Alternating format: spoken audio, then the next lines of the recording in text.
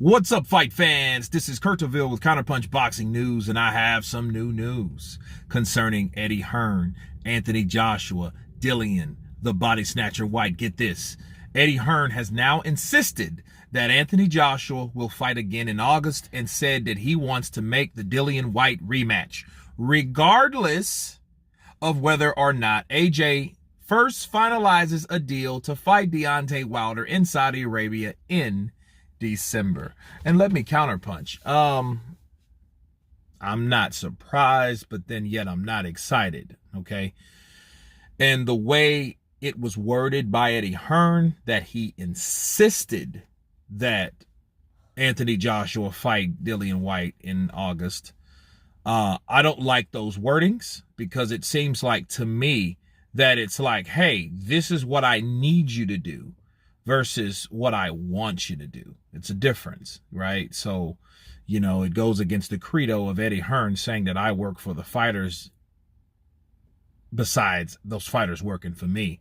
The old media, old mentality of Bob Arum, Don King, Frank Warren, Barry Hearn, the slave masters of yesteryear. You guys remember that very, very clearly, okay? But it explains why he's going to training camp so early, because nobody in their right mind would believe that, hey, like Derek Chisora said, well, hey, he's going to Dallas to train for Deontay Wilder, and that fight's supposed to be in December. Impossible. It's not going to work that way. I don't think that would be the case anyhow.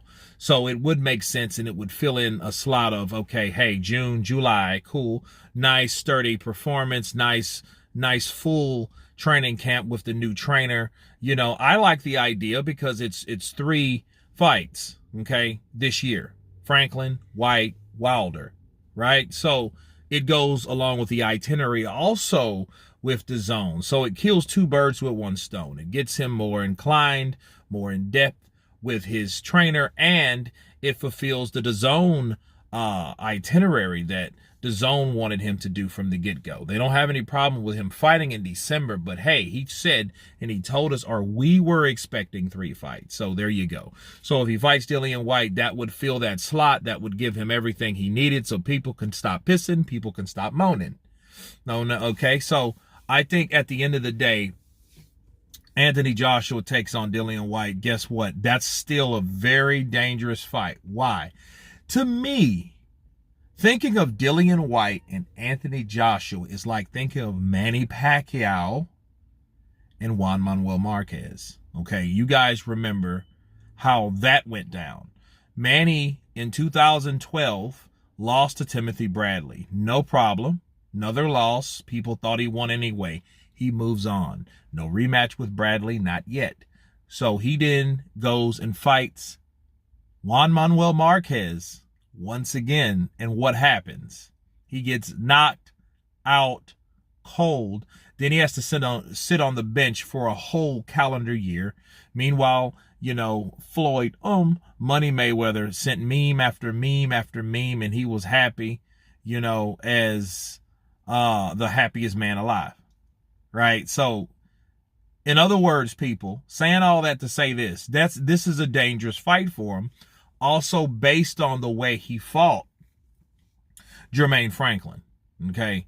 If he comes in at 260, and then, you know, of course, Dillian Whyte's going to come in at Dillian Whyte's weight, because, you know, that's what Dillian does. He's a heavy guy. He's no lightweight. He's one of the heavier weights, 6'4", 250 some odd pounds, 240 some odd, 260 some odd. So basically 500 pounds will wrestle and tussle in the ring.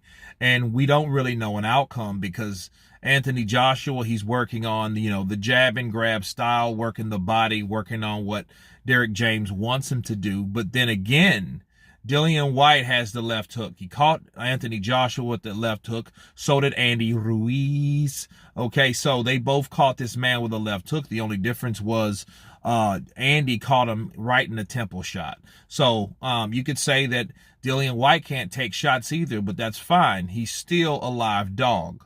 Neither can Ortiz, but what did Ortiz eventually do to Charles Martin? So just because these guys are weak in the chinny chin chin doesn't mean they can't get it in. Bars. But anyway, back to Eddie Hearn. I think he's really happy about, him fighting Dillian Whyte. Of course, he can dictate this fight, no problems, no outside sources. So I would say so. Okay. But I don't like the word insisted, because it seems like to me, along with that BS contract, I call it, with, hey, I'm signing for Eddie Hearn for the rest of my life, or, I'm like, indefinite contract. I don't like them. I never like the sound of that. But anyway, for him to insist something means, hey, this must happen.